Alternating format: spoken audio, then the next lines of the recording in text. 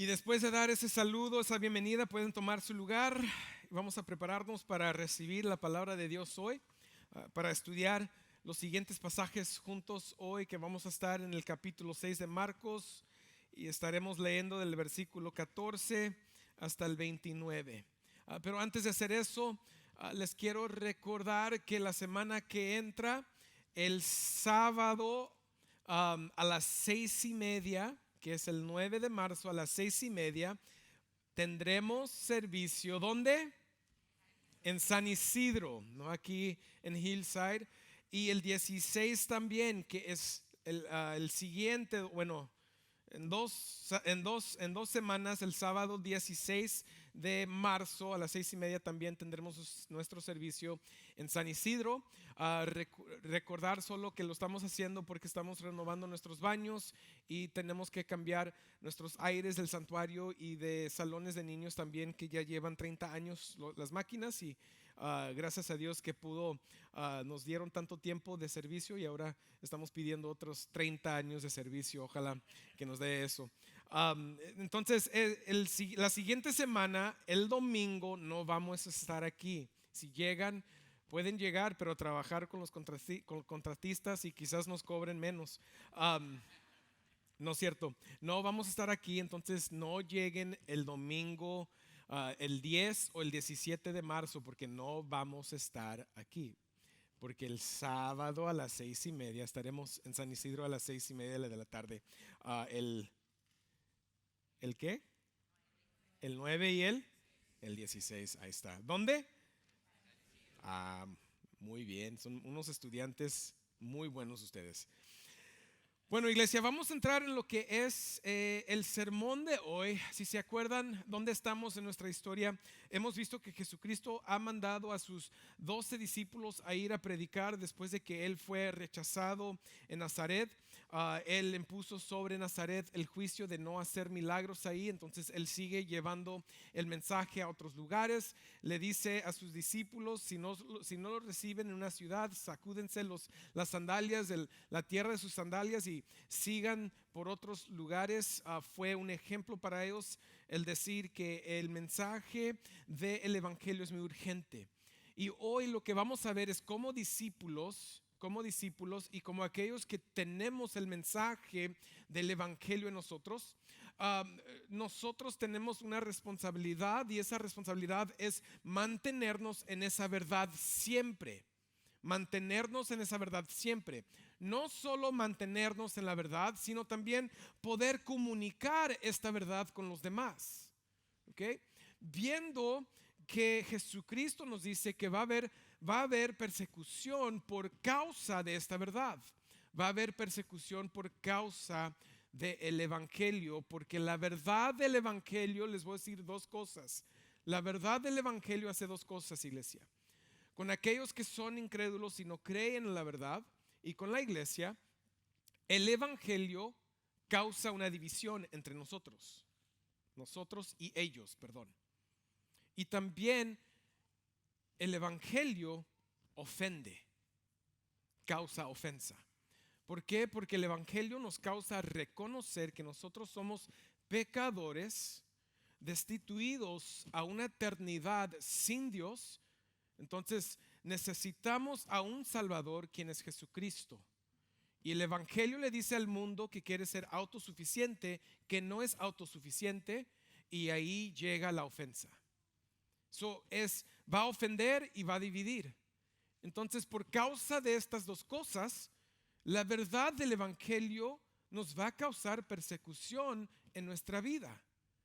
Y hoy vamos a ver una historia de un hombre quien pudo vivir hablando la verdad, enseñando la verdad, hasta llegar a su muerte por causa de la verdad. Hace muchos años hubo un predicador en los Estados Unidos que se llamaba George Whitefield.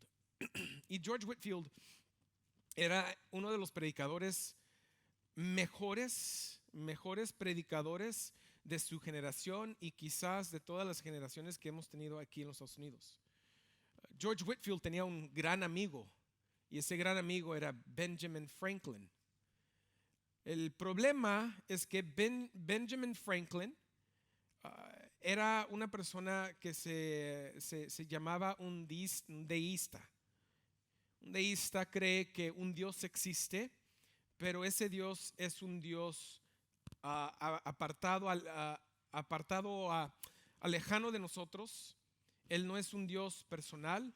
Un deísta cree que Dios creó el mundo y creó todo y nos puso aquí sobre la tierra para ver, a ver cómo le hacen ustedes. Yo no tengo nada que ver con ustedes. No los amo, no los quiero, no me importa. Entonces, ese no es el evangelio. Entonces Benjamin Franklin tenía el amigo George Whitefield, y George Whitefield era un predicador del evangelio de Jesucristo. Y a Benjamin Franklin, quien no creía el evangelio, Benjamin Franklin le fascinaba las predicaciones de George Whitefield. Le fascinaba escuchar a su amigo poder comunicar la verdad. Le fascinaba. Y cuando George Whitefield estaba en la área de donde vivía Benjamin Franklin, o si Benjamin Franklin estaba en una área donde George Whitefield iba a predicar, Benjamin Franklin no se perdía ninguna predicación, porque le encantaba a escuchar cómo George Whitefield presentaba el evangelio. Y aún en mucho de lo que decía George Whitefield le parecía muy bien a Benjamin Franklin. Lo único es que Benjamin Franklin nunca llegó a la fe en Jesucristo. Él fue una persona que le encantaba mucho del contenimiento de lo que tiene el evangelio. Le fascinaba lo que predicaba su amigo, porque pues el evangelio nos dice que Dios es amor, y por causa de ese amor envió a su Hijo amado Jesucristo a morir en la cruz del Calvario por nosotros los pecadores, y nosotros solo tenemos que arrepentirnos y llegar a poner nuestra fe en Jesús y somos salvos por la eternidad. Y a Benjamin Franklin le encantaba, solo que él no creía. Y cuando murió, él siguió igual. Y en esta cultura tenemos muchos Benjamin Franklin en el mundo. De hecho, tenemos muchos que son como Benjamin Franklin en las iglesias, porque nos encanta el mensaje del amor de Dios, pero no nos gusta el mensaje del juicio de Dios. No nos gusta el mensaje de Jesucristo, porque es una ofensa para nosotros, porque yo no necesito a nadie más que me salve. Pero todo lo demás, lo que tú predicas, sí me gusta, porque hay enseñanzas morales, hay principios, hay cosas buenas, pero no me pidas a creer todo. Y muchas veces pensamos y piensan que solo que les guste una porción, y solo que lleguen a la iglesia, o solo que sean parte de alguna religión, o solo al decir yo creo en Dios es lo suficiente, pero no lo es. Y muchas veces estas mismas personas y esta cultura es la causa de persecución hacia la iglesia, porque nosotros tenemos que enseñar la verdad, así como vamos a ver que Juan el Bautista lo hace. Entonces vamos a Marcos capítulo 6, versículo 14. Y vamos a ver esta historia de Juan el Bautista.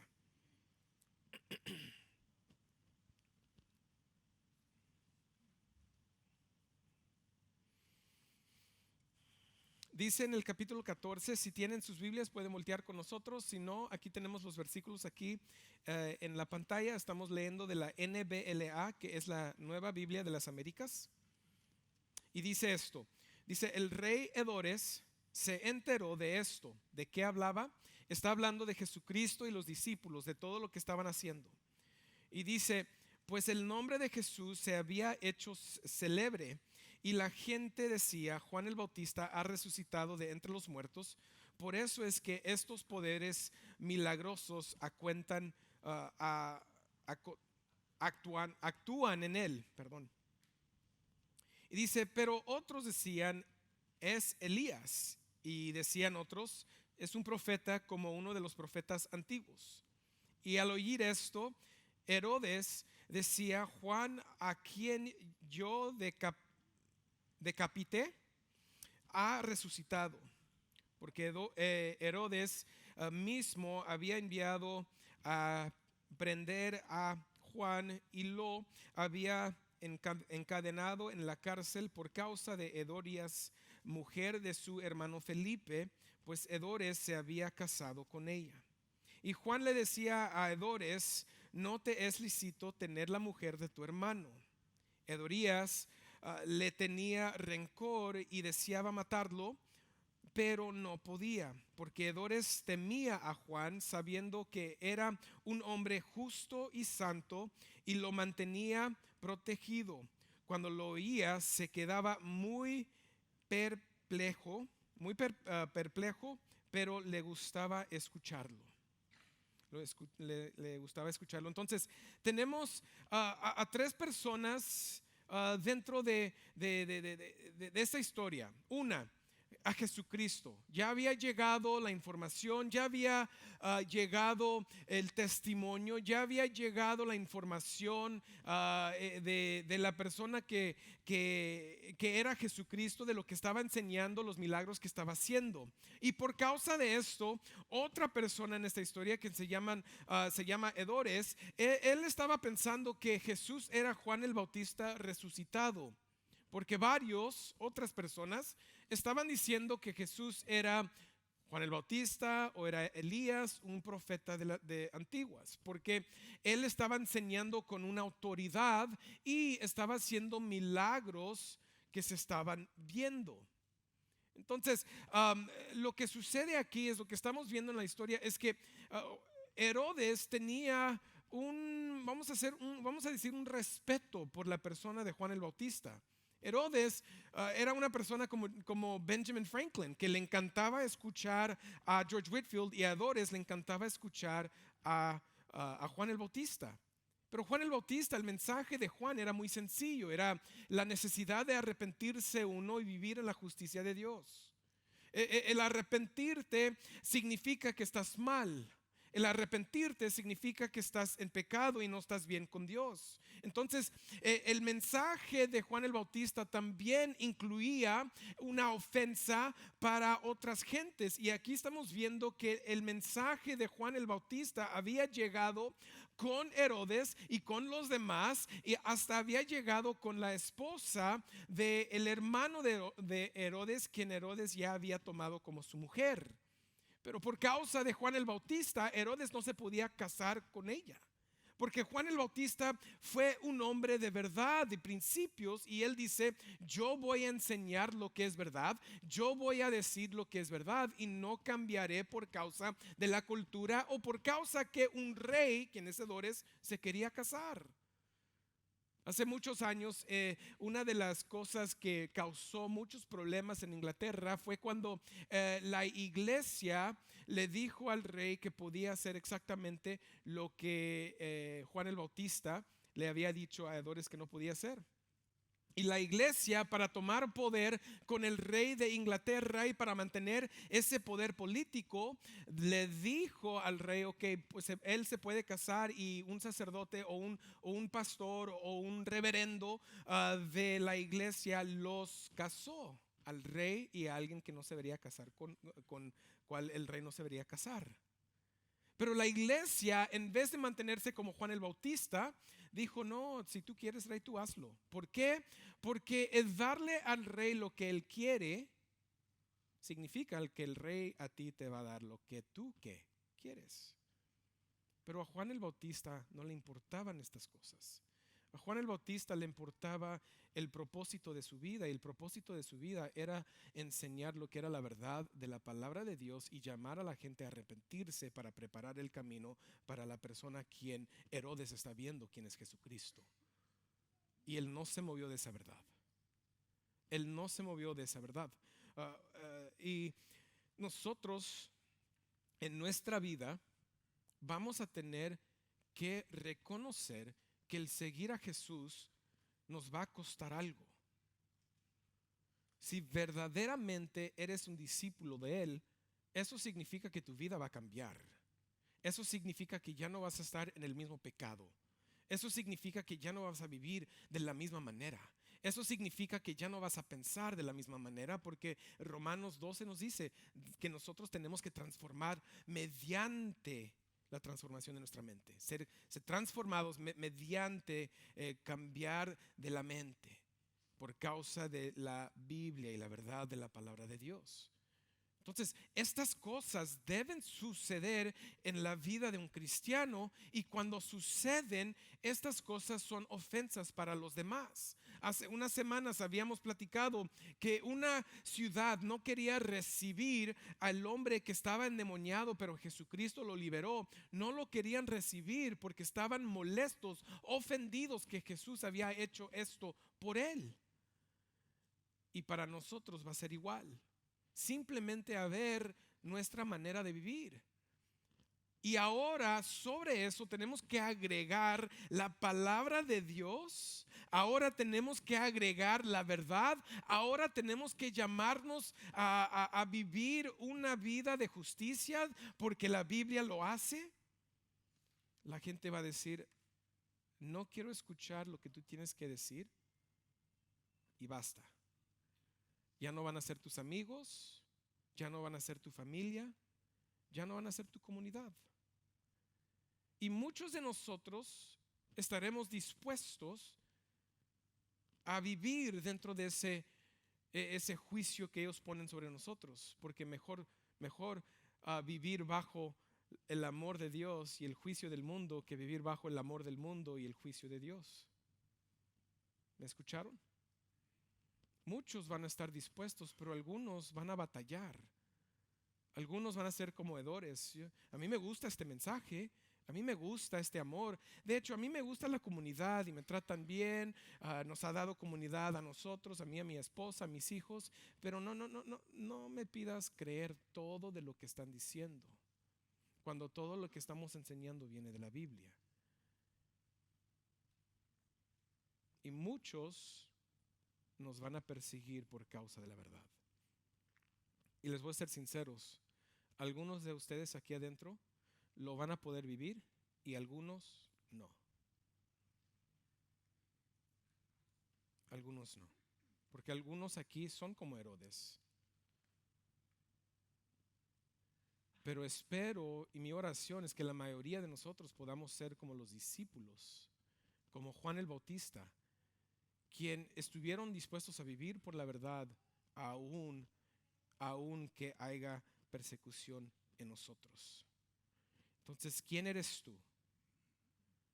¿Eres más como Herodes? Me gusta, pero no te metas con mi vida. No me digas que no puedo hacer lo que quiero hacer, aunque la palabra de Dios lo dice. ¿O eres como Juan el Bautista? Yo te voy a decir la verdad, aunque me quieras quitar la vida. ¿Quiénes somos nosotros? Siguiendo la historia, ahora Marcos nos da la explicación de cómo sucedió esto. Dice, llegó un día oportuno en el versículo 21, cuando Herodes, siendo su cumpleaños, ofreció un banquete a sus nobles y comandantes y a los principales de Galilea. Y cuando la hija de Herodías entró y danzó, agradó a Herodes y a los que sentaban a la mesa con él. Y el rey dijo a la muchacha: pídeme lo que quieras y te lo daré. Y le juro, te daré lo que me pidas, hasta la mitad de mi reino. Ella salió y dijo a su madre: ¿qué pediré? Y ¿qué pediré? La cabeza de Juan el Bautista, le respondió ella. Herodías le dice: él te está ofreciendo lo que tú quieras, tú pídele la cabeza de Juan el Bautista. Y enseguida ella se presentó apresuradamente, así como le encanta decir a Marcos, ante el rey con su petición, diciendo: quiero que me des ahora mismo la cabeza de Juan el Bautista en una bandeja. Aunque el rey se puso muy triste, sin embargo, a causa de sus juramentos y de los que se sentaban con él a la mesa, no quiso contradecirla. Al instante el rey envió a un verdugo y le ordenó que trajera la cabeza de Juan. Y él fue y lo eso mero, en la cárcel. Y trajo su cabeza en una bandeja y se la dio a la muchacha y la muchacha se la dio a su madre. Cuando los discípulos de Juan oyeron esto, fueron y se llevaron el cuerpo y le dieron sepultura.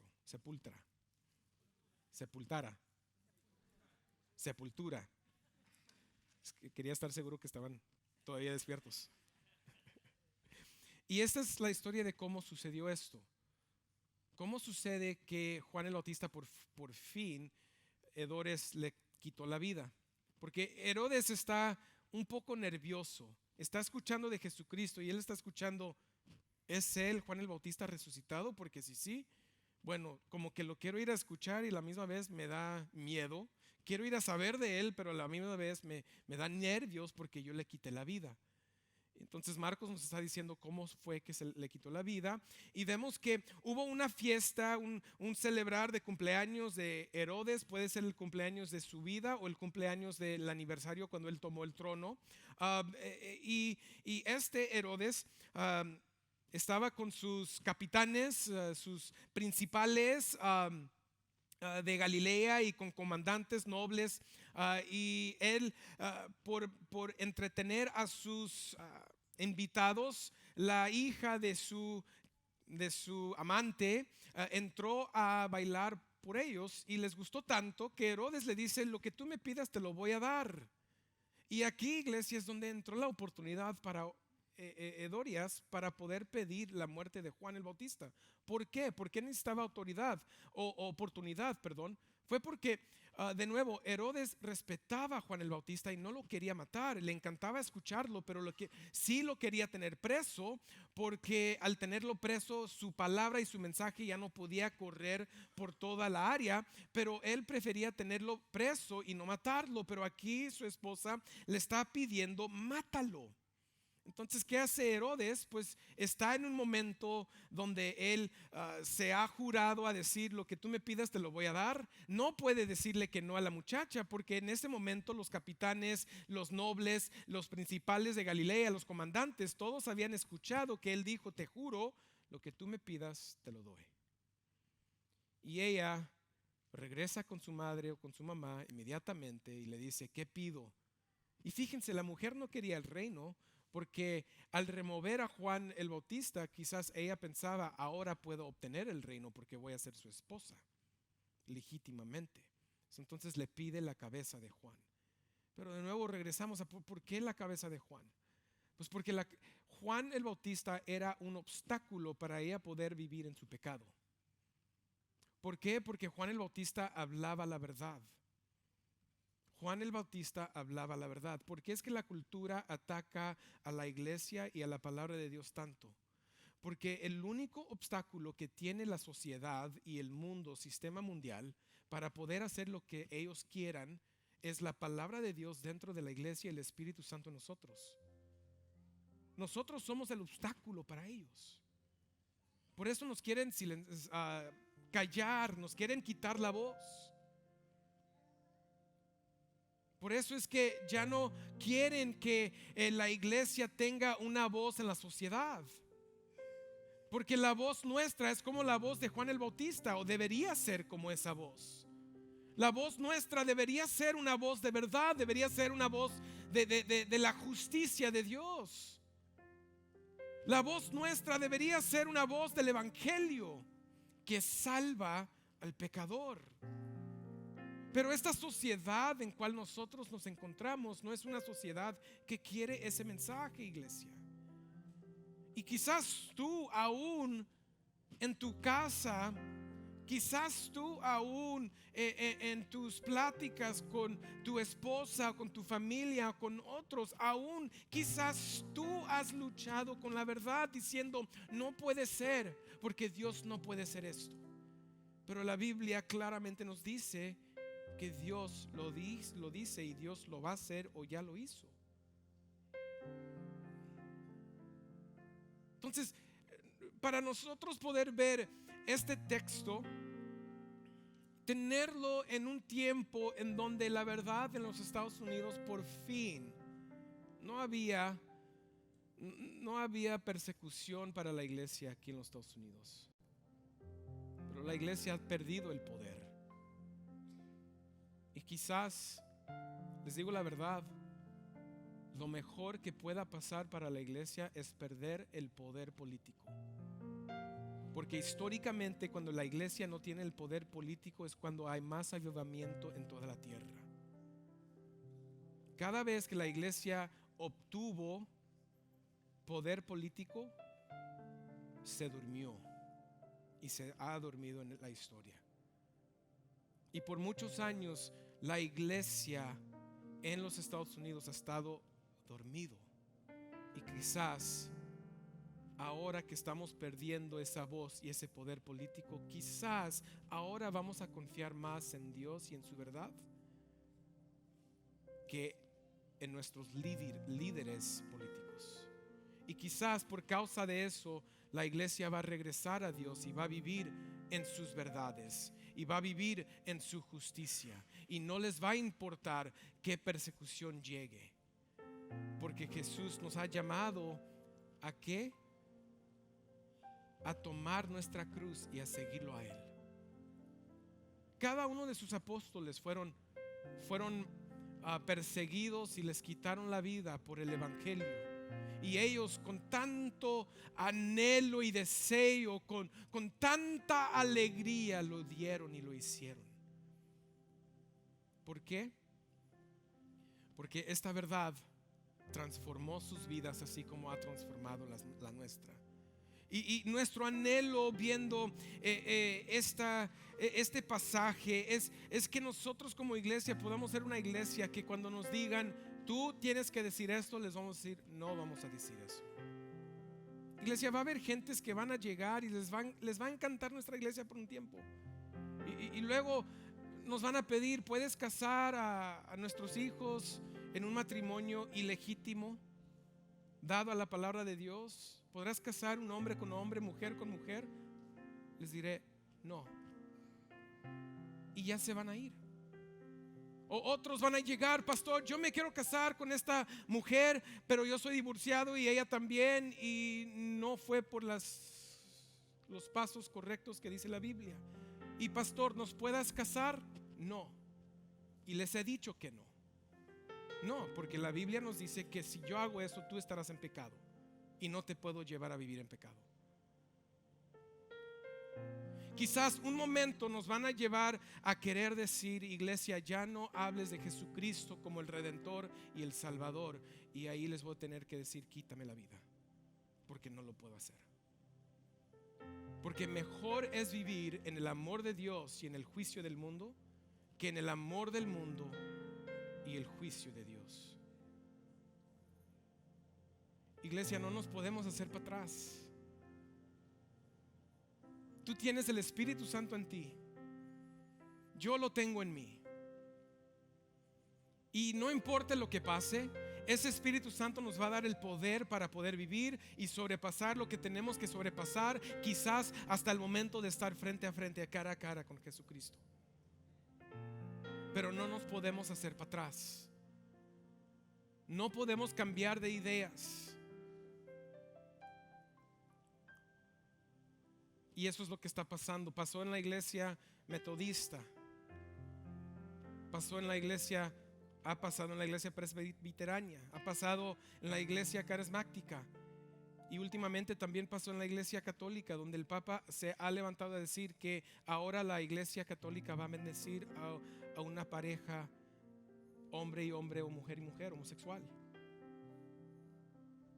¿Por qué? Porque la cultura nos está tratando de forzar a abandonar lo que es la verdad, pero la palabra nos dice que no lo podemos hacer. Yo reconozco que hay gentes aquí que están ofendidos. Mi oración por ti hoy es que Dios el Padre cambie tu corazón,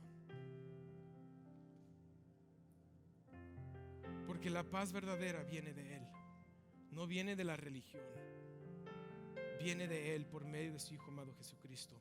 Yo reconozco que hay unos aquí que están batallando porque sus familias han dejado de hablarles, porque ustedes ahora son cristianos y son esos aleluyas. Y yo estoy orando que Dios te dé las fuerzas para poder sobrepasar y no hacerte para atrás en lo que tú crees.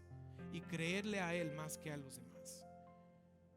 Y a todos nosotros que somos discípulos, yo estoy orando que nosotros podamos mantenernos siempre firmes en la verdad y nunca cambiar este mensaje por causa de la persecución.